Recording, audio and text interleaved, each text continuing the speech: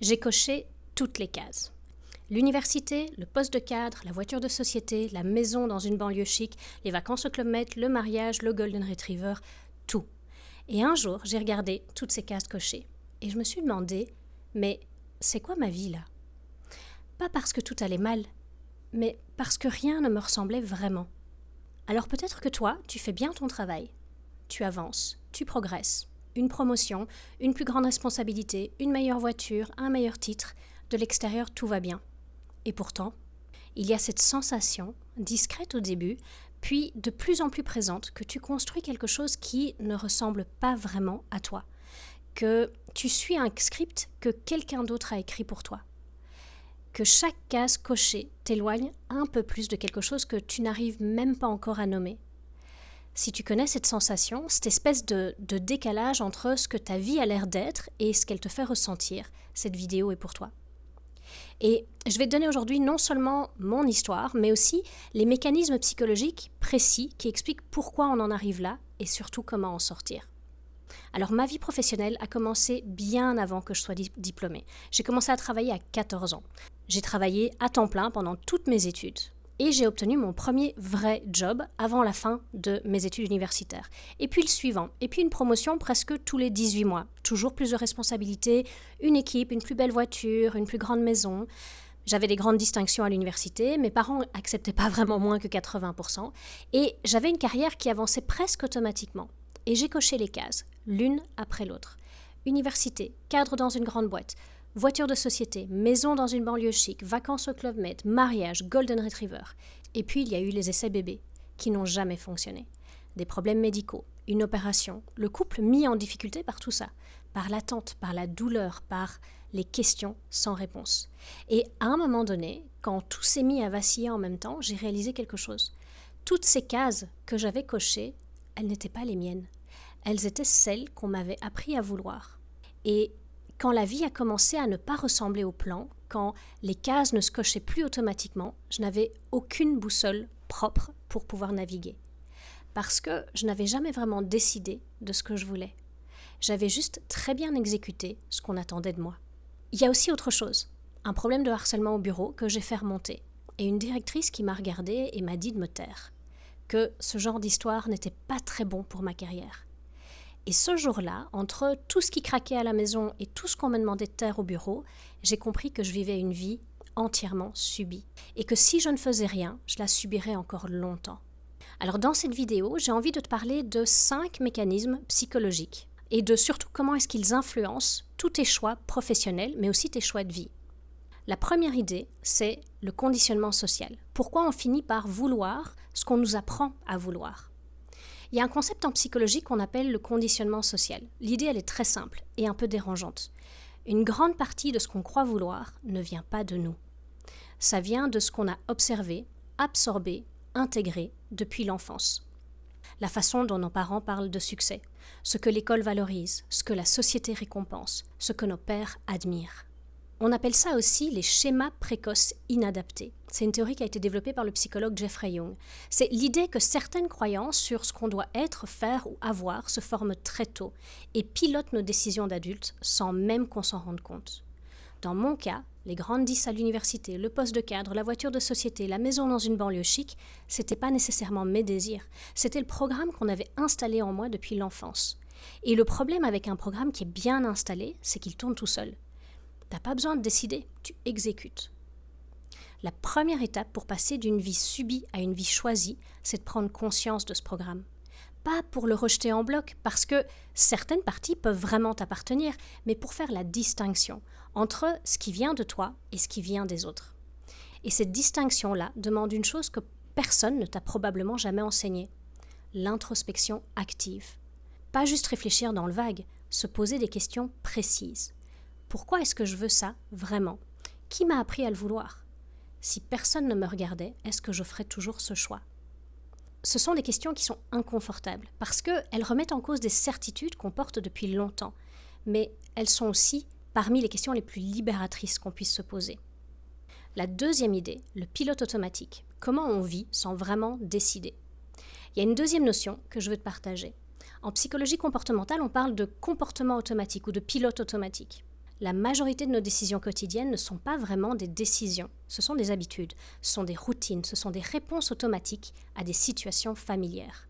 Les chercheurs estiment que jusqu'à 95% de nos comportements quotidiens sont automatiques. 95%. Ce qui veut dire que la plupart du temps, on ne choisit pas vraiment, on répète. Et dans une vie professionnelle, c'est exactement ce qui se passe. Tu acceptes la promotion parce que c'est la suite logique. Tu restes dans l'entreprise parce que c'est confortable. Tu évites la conversation difficile parce que c'est ce que tu as toujours fait.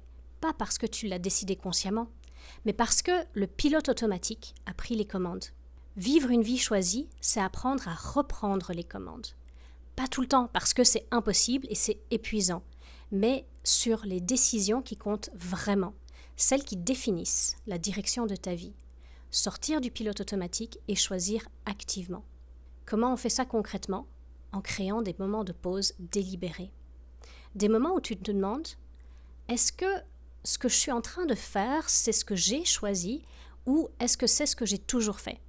Ces pauses ne vont pas tout changer du jour au lendemain, mais elles vont créer des fissures dans le pilote automatique. Et c'est dans ces fissures que la conscience s'installe. La troisième idée, la dissonance cognitive. C'est le malaise qui signale l'écart. Peut-être que tu connais ce terme, dissonance cognitive. C'est un concept qui a été développé par le psychologue Léo Festinger dans les années 50. Et l'idée, c'est la suivante. Quand ce qu'on fait ne correspond pas à ce qu'on croit ou à ce qu'on valorise, on ressent un inconfort psychologique, une tension intérieure, un malaise diffus, une sensation que quelque chose ne va pas, sans pouvoir toujours nommer exactement quoi. Et c'est exactement ce que j'ai ressenti pendant des années. Pas un malheur flagrant, c'est juste une dissonance. Entre les valeurs que je portais, l'intégrité, l'honnêteté, la contribution, et l'environnement dans lequel j'évoluais, qui ne les reflétait pas. Entre la personne que j'étais en dehors du travail et celle qu'on me demandait d'être dedans. La dissonance cognitive, notre cerveau va naturellement essayer de la résoudre, mais pas toujours de la bonne façon. Parfois, il la résout en changeant ses actions, en faisant des choix qui sont plus alignés avec ses valeurs. Mais souvent, parce que changer ses actions, c'est difficile, il la résout en changeant ses croyances, en se disant que c'est pas si grave, que tout le monde fait pareil, que c'est comme ça que le monde fonctionne. C'est ce qu'on appelle la rationalisation. Et la rationalisation, c'est l'ennemi silencieux de la vie choisie. Parce qu'elle te convainc que tu vas bien, que tu as fait le bon choix, que tu n'as pas vraiment d'autre option.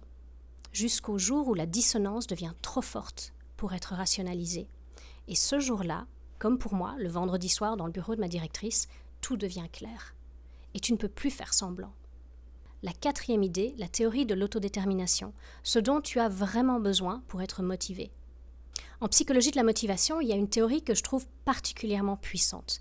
La théorie de l'autodétermination, qui a été développée par Edward Deci et Richard Ryan.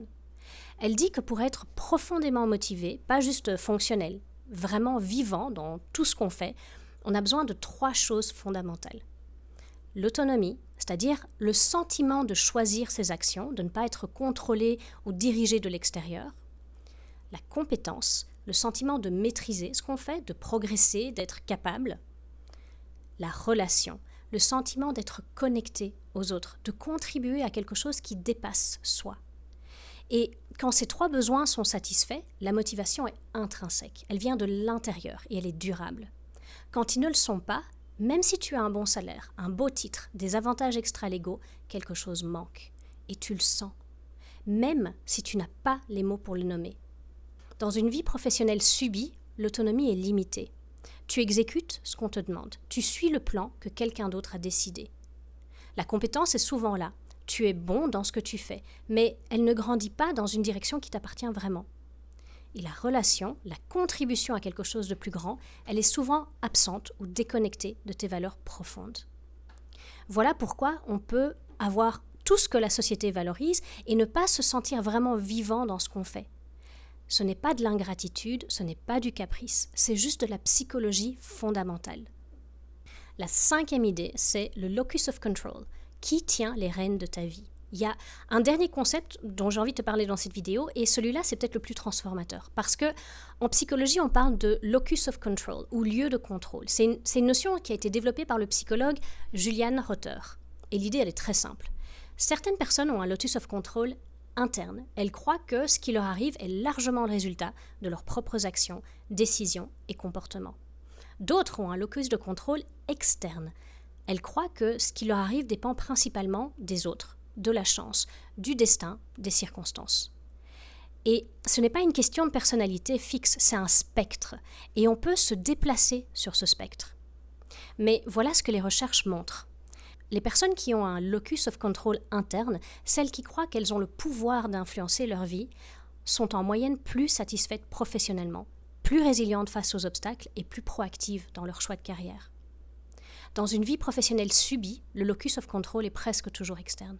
C'est mon entreprise qui décide, c'est l'économie, c'est ma situation familiale, c'est le marché, ce n'est pas le bon moment. Dans une vie professionnelle choisie, le locus of control est interne. Ce sont mes décisions qui définissent ma direction. Je ne contrôle pas tout, mais je contrôle ce que je choisis de faire avec ce que j'ai. Et passer d'un locus of control externe à un locus of control interne, c'est peut-être le changement le plus fondamental qu'on puisse faire. Et il ne commence pas par une grande décision, il commence par une toute petite. Aujourd'hui, maintenant. Alors, maintenant que tu comprends ces 5 mécanismes, voilà ce que choisir sa vie professionnelle demande vraiment. Pas une liste de conseils génériques, un processus en 4 temps.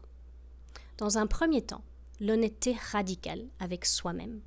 Regarder en face ce qui appartient vraiment à tes valeurs et ce que tu as intégré par conditionnement. C'est inconfortable, mais c'est nécessaire. Dans un deuxième temps, s'écouter avant de s'informer. Avant de chercher des réponses à l'extérieur, des formations, des coachings, des articles, passe du temps à l'intérieur. Qu'est-ce qui te donne de l'énergie? Qu'est-ce qui t'en prend? Qu'est-ce que tu ferais si personne ne te regarderait? Troisième temps, agir petit, tout de suite. Pas un grand plan, la plus petite action possible dans la direction qui t'appartient, aujourd'hui.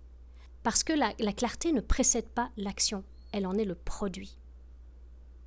Dans un quatrième temps, construire avec les autres. S'entourer de gens qui sont là où tu veux aller, qui te challenge, qui te donnent une preuve vivante que c'est possible. Et contribuer à ton tour, parce qu'une vie choisie qui ne tourne qu'autour de soi finit toujours par sonner creux. Alors il y a une question que je me pose encore aujourd'hui régulièrement. Est-ce que ce que je construis en ce moment, c'est moi qui l'ai choisi, ou est-ce que c'est ce qu'on attendait de moi? Et je ne me pose pas cette question-là une fois, je me la pose régulièrement. Parce que le pilote automatique, il ne disparaît pas quand on quitte le salariat, quand on change de métier, quand on change de poste. Il se déplace et il prend des nouvelles formes. Il trouve des nouvelles cases à cocher. Choisir sa vie, ce n'est pas une décision qu'on prend juste une fois, c'est une pratique quotidienne, imparfaite et parfois épuisante. Mais il y a quelque chose que j'ai compris avec le temps, c'est que chaque fois que tu choisis, vraiment choisis, quelque chose se renforce en toi. Ta confiance dans ta propre boussole, ta capacité à faire confiance à ce que tu ressens, ta certitude que tu peux naviguer, même dans l'incertitude, même sans carte parfaite. Et c'est pas de l'optimisme, c'est de la neurologie. Le cerveau renforce les connexions qu'on utilise. Chaque décision consciente renforce ta capacité à en prendre d'autres. Tu ne construis pas juste une vie différente, tu construis un cerveau différent. Je te propose 3 choses concrètes avant de fermer cette vidéo. La première, ce soir, pas demain, prends 10 minutes et écris les réponses à ces 2 questions. Dans ma vie professionnelle en ce moment, qu'est-ce que j'ai vraiment choisi? Et qu'est-ce que j'ai accepté sans vraiment décider? La deuxième, identifie un endroit dans ta vie professionnelle où ton pilote automatique a pris les commandes. Une habitude, une routine, une façon de faire que tu n'as jamais vraiment questionnée. Et demande-toi si je choisissais activement aujourd'hui, est-ce que je ferais la même chose? Et la troisième chose, identifie une toute petite action, une seule, que tu pourrais faire là dans les 48 prochaines heures, dans la direction qui t'appartient vraiment.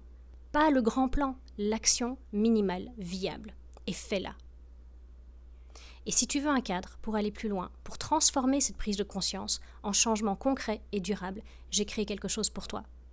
Un parcours gratuit de 30 jours pour reprendre la direction de ta vie professionnelle. Une action concrète par jour, construite sur les mêmes principes psychologiques dont on vient de parler, à ton rythme, sans tout plaquer du jour au lendemain. Le lien est en description. Dans la prochaine vidéo, on parle de reconversion et de ce que personne ne dit vraiment dessus. Ni les coachs, ni les RH, ni les articles LinkedIn. À très vite.